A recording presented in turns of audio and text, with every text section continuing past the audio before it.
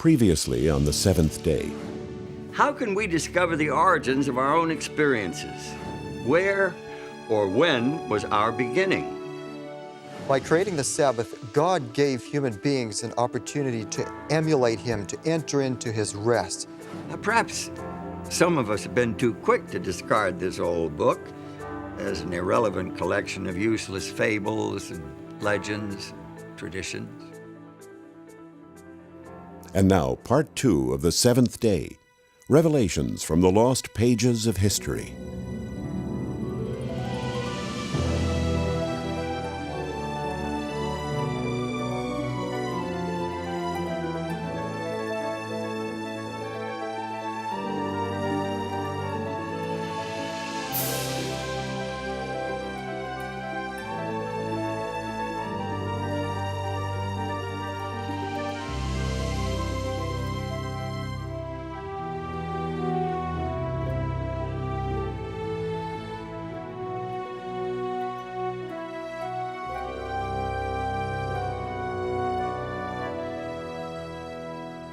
Notice what Pope John Paul II said in his 1998 apostolic letter entitled Dies Domini. The Sabbath has been interpreted evocatively as a determining element in the kind of sacred architecture of time. It recalls that the universe and history belong to God. John Paul's reference to the sacred architecture of time supports the biblical assertion that the 7-day weekly cycle was designed for us by our Creator. Thus, the week differs from all other units of time. Let's think about the structure of time. Each of us deals with time independently. We each have a past. We each live in an immediate progressing present that we sense is moving quickly or slowly, depending on our age and other subjective factors. As for the future, it's a mystery. Your sense of time and mine are different. In order for us to coordinate our activities, we must have external reference points. Now, most of what we need for timekeeping we get from creation. The story defines a day as a period of darkness and light, evening and morning. It is caused by the rotation of the earth upon its axis. More precise units of time, hours, minutes, and seconds, are simply fractions of the day. That's easy. That's easy. The year is the period required for the earth to orbit the sun. The month, as we know it today, is loosely based on a full cycle of lunar phases, but it's been adjusted to make 12 months equal 1 year. The week is a different story altogether. At first glance, it's an arbitrary period of time related to no natural phenomenon. The earliest record of the week is found in the literature and archaeology of the ancient Semitic peoples who inhabited southwestern Asia prior to 2000 BC. Now, where did they get the week? Was it embedded in their past as a result of the Creator's design? But is the week really an arbitrary artificial unit of time? Astronomer and anthropologist Anthony F. Avini suggests an alternative in his book, The Empires of Time. He reports that some chronobiologists are convinced that the 7-day cycle is designed into our very nature. The 7-day biorhythm in the human body is one of the recent discoveries of modern chronobiology. For example, the probability of rejection of certain organs is now known to peak at weekly intervals following an implant. The widespread acceptance of the 7-day week over thousands of years of history is additional evidence supporting the divine origin of the weekly cycle. But if the week of Genesis has survived the thousands of years since the original creation week, why has recognition of the Creator not been preserved just as successfully?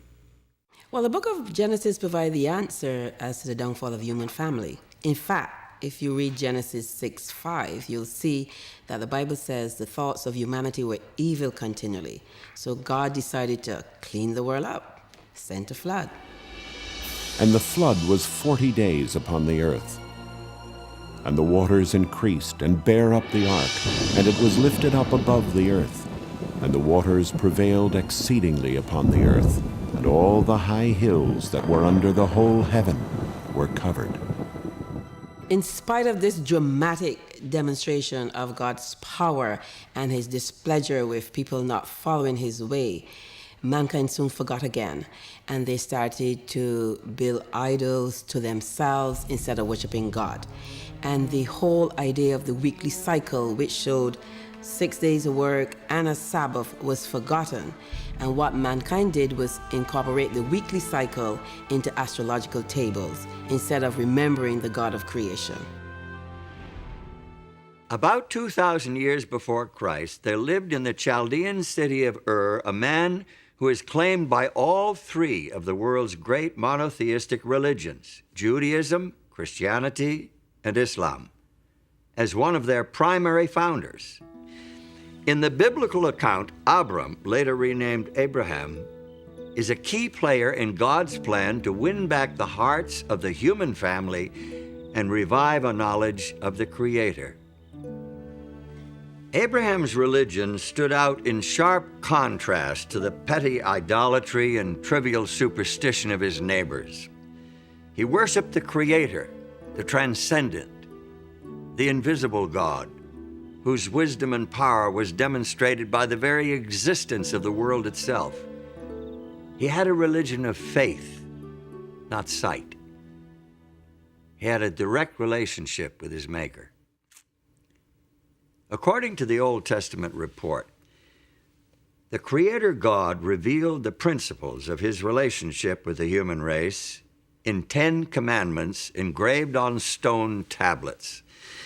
These commandments were entrusted to Abraham's descendants, the Israelites, as a blessing to share with all nations of the world. Remember the Sabbath day to keep it holy. 6 days shalt thou labor and do all thy work, but the seventh day is the Sabbath of the Lord thy God. In it thou shalt not do any work, thou, nor thy son, nor thy daughter, thy manservant, nor thy maidservant, nor thy cattle, nor thy stranger that is within thy gates.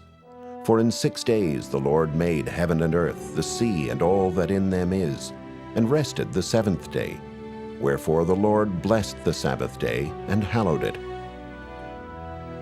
This is by far the longest of the 10 Commandments. It's unique in that it includes the divine credentials declaring the identity of the lawgiver and establishing his authority as creator to command the worship of his creatures. The commandment to observe the Sabbath shows the intimate relationship between God and creation. It shows that God not only creates, not only works to bring everything that is into being, the physical world, the natural world, and all that lives in it, but it also shows that God maintains intimate relationship with creation and steps back to withhold and to take in, as it were, everything that has been created, and celebrates and cherishes that which has been created. The Sabbath reveals God's compassion for his creatures. In Exodus 23, verse 12, there's a law regarding the Sabbath, and it says, 6 days you shall do your work, but on the seventh day you shall rest, that your ox and your ass may have rest, and the son of your bondmaid and the alien may be refreshed. So the Sabbath is a gift for God's creatures, not only human beings here, but it's also the ox and the ass, so that they can have rest from their labor that they do during the rest of the week. In the 5th book of the Bible, Deuteronomy, we find the 10 Commandments repeated. This time, the meaning of the Sabbath is enriched by linkage to the deliverance of the nation of Israel from slavery in Egypt. Keep the Sabbath day to sanctify it, as the Lord thy God hath commanded thee. And remember that thou wast a servant in the land of Egypt, and that the Lord thy God brought thee out thence through a mighty hand and by a stretched out arm. Therefore the Lord thy God commanded thee to keep the Sabbath day. We participate in God's redemption, just as the nation of Israel participated in God's redemption, because God has liberated us from something. Now, he liberated the ancient Israelites from Egypt, from Pharaoh, this oppressor. What God does is to liberate us as individuals from the oppressive power of Satan and from the sin that destroys us. Individuals today are in great need of finding a sanctuary in time, which is what the Sabbath is.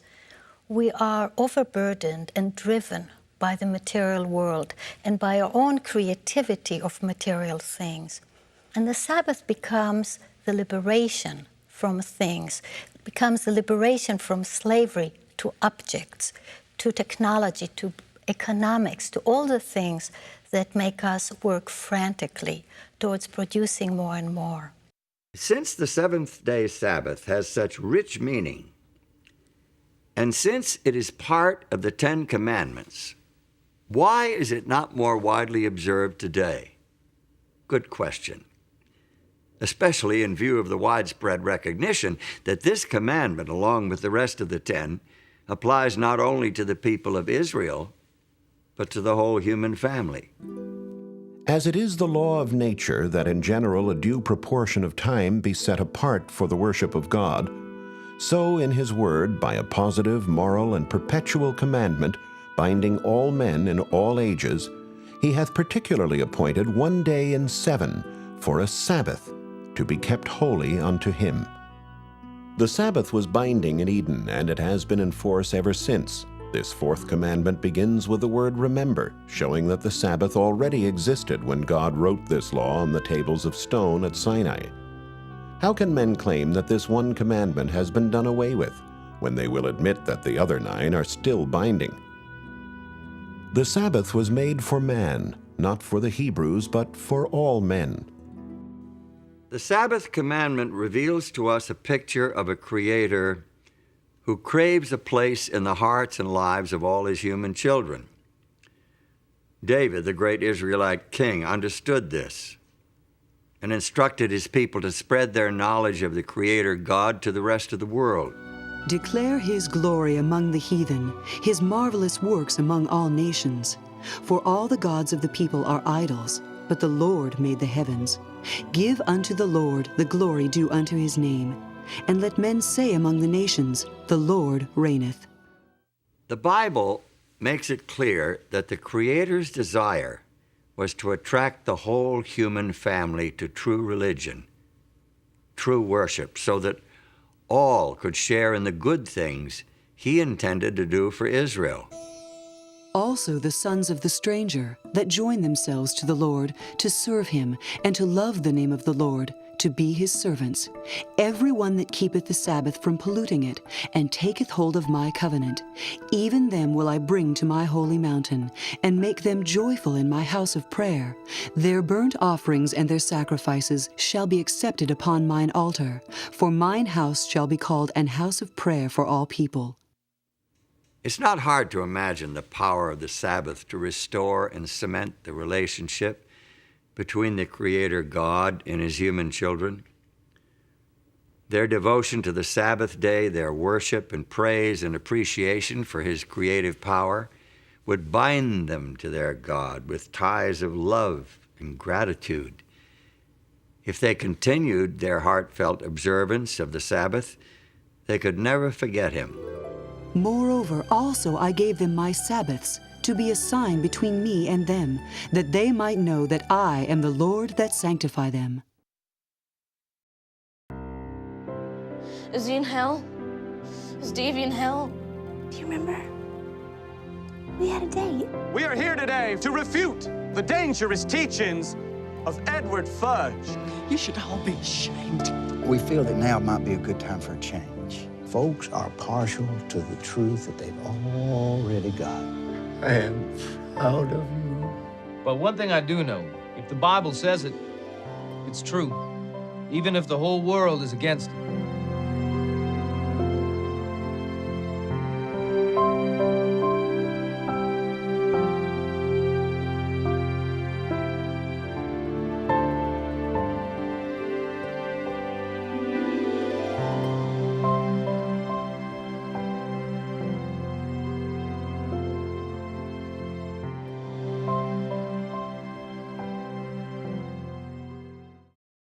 These people need to wake up to the fact that their Sabbath is simply out of place in today's world.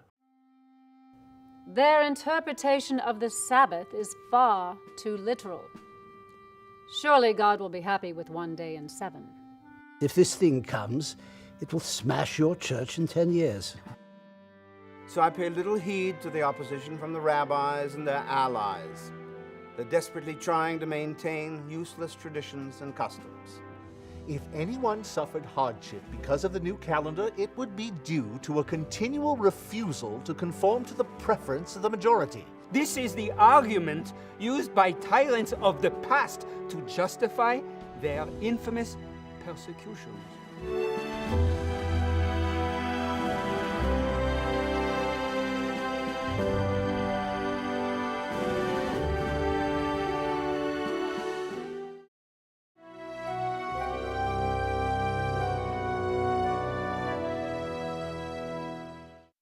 To those who honored the Sabbath of God, the day took on deep personal meaning. The day of rest and worship was an opportunity to know their Creator, who had promised to make them His own holy people. But history records that many of the Israelites didn't take advantage of this opportunity. There's evidence in the prophets, for example, Isaiah, that the Sabbath was poorly observed and neglected. Nehemiah also refers to that. The people had a problem with this. The reason would be really quite simple. The people lost sight of the lordship of God. But the house of Israel rebelled against me in the wilderness. They walked not in my statutes, and they despised my judgments. And my Sabbaths they greatly polluted. The Sabbath, symbol of Israel's unique relationship with God, the very heart of a creator-oriented worship system, was commonly desecrated. Finally, the prophet Jeremiah announced the result of Israel's apostasy. Just imagine the prophet Jeremiah walking up and down the streets of Old Jerusalem. It wasn't a happy message that he bore. He warned the people that their city was to be destroyed, their temple destroyed, and that they would be carried away to Babylon to serve the king of Babylon. 70 years. Nobody listened. From about the year 605 BC, the armies of Nebuchadnezzar, king of the Neo-Babylonian Empire, repeatedly invaded the Israelite homeland. His army eventually destroyed the capital city of Jerusalem and carried most of the inhabitants into exile. Some of the captives were taken to Babylon, while others were dispersed throughout the empire. And now, far from their homeland, far from all that they had held dear, many of the Jews began to realize that they had made a terrible mistake. Many of them began to realize that they must return to the God of their fathers and the worship of their ancestors. Now, many of these Jews, men of great ability, rose to high position in their foreign lands. Daniel, for example, became the prime minister of the kingdom of Babylon. And when the Medo-Persian Empire took over, he rose to the position of first president of the land. It was Daniel who led Darius the Mede to recognize the God of heaven.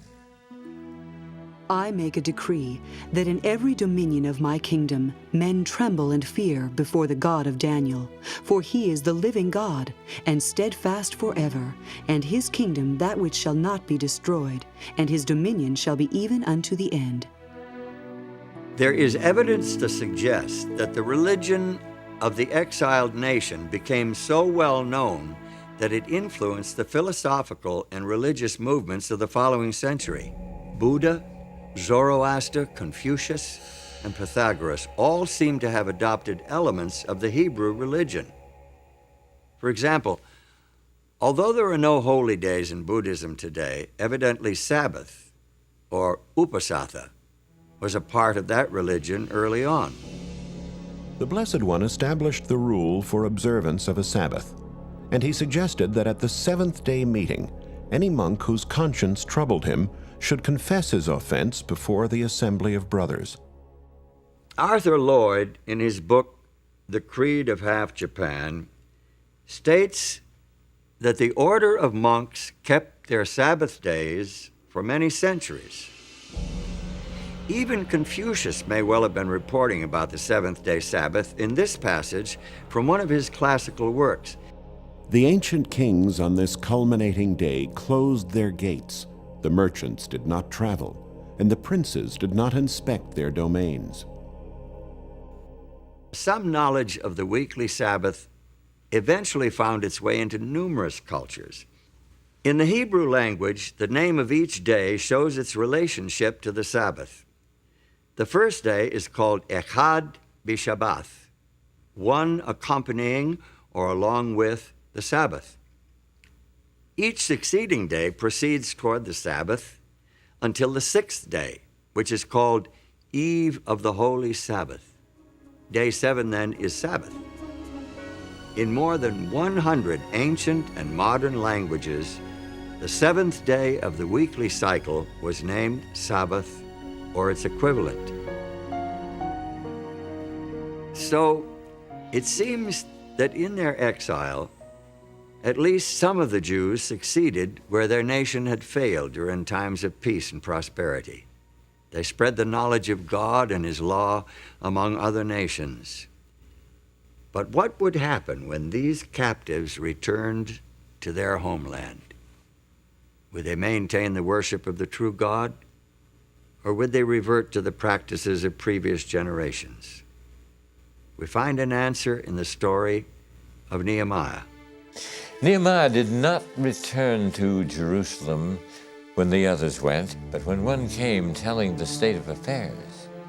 This news so saddened Nehemiah that he says he actually sat down and wept.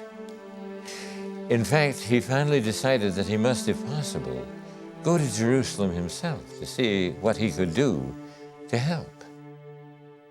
Nehemiah was a capable and energetic leader. He successfully directed the reconstruction in the city of Jerusalem, but he didn't stop there. He was a zealous reformer with a burden for restoring the spiritual life of his people, because he saw Sabbath breaking as a reason for the years of captivity. He was particularly devoted to preserving the sanctity of the holy day. He discovered that the people were buying and selling on the Sabbath day. Well, he said, we can't do this sort of thing. This is the reason why we were sent into captivity. And when the merchants still continued to come, he ordered the gates barred on the Sabbath day. And when they still continued to come and camp outside the gates of the city, he threatened to have them arrested. A priest named Ezra assisted Nehemiah in his work. He exerted a strong influence on the spiritual life of the Jews of his day. Ezra taught the people God's laws and led a spiritual revival and reformation based on the inspired scriptures. The people joined together in a solemn oath to obey the commandments that God had given through Moses. They promised not to desecrate the Sabbath by entering into commerce on that day. They observed the holy day so carefully and consistently that Sabbath keeping became a distinctive characteristic of their nation. During the period between the end of the Bible's Old Testament record and the beginning of the story of Jesus Christ in the New Testament, there was almost continual upheaval in the Middle East. The armies of Alexander the Great overran the Persian Empire. Within a short time, Alexander himself died, and his empire broke up into rival factions. Palestine, along with Syria, eventually came under the rule of the Seleucid dynasty. King Antiochus IV is notable especially because of his opposition to the religion of the Jews. His troops took over the temple in Jerusalem and set up a system of pagan worship in its courts.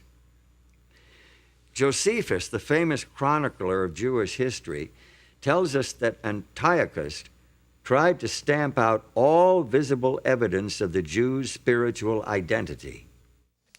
So he sent emissaries to Jerusalem, declaring, they must tear down the altar of Jehovah. They must give up the worship of the Sabbath.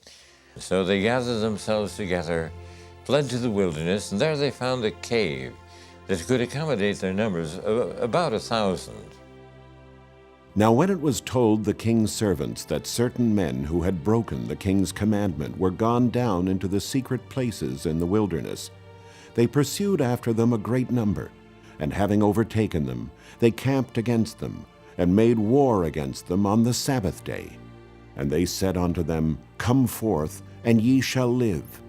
But they said, We will not come forth, neither will we do the king's commandment to profane the Sabbath day.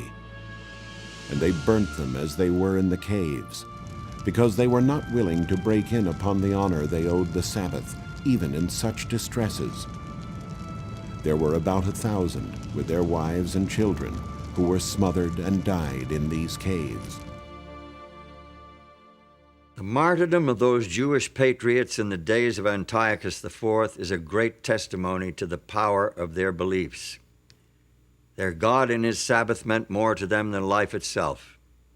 Their sacrifice was a victory of faith. The Old Testament, supported by the evidence of history, language, and culture, establishes the Sabbath as a sacred memorial to the creative and redemptive work of God. It declares the Sabbath to be a sign of the intimate relationship between the Creator and those who worship him, a day of rest and worship that can bind the hearts of human beings to the heart of their Creator. When early Christians inherited the Sabbath, the teachings of Jesus Christ and his disciples served to emphasize and enrich its meaning, magnifying its importance. Today, for many Jews and Christians alike, it is still a central point of spiritual life and worship. To this day, it remains a defining element in the sacred architecture of time. Next time on the seventh day, the Jewish way of Sabbath keeping was very legalistic. You couldn't move, you couldn't do anything. He said the Sabbath was made for man and not man for the Sabbath. the religious leaders were angry with Jesus for healing on the Sabbath, and they continued to conspire against him. Titus laid siege to the city, and finally in 70 AD, the Roman army broke through the defenses, ravaged the city, and completely destroyed the temple.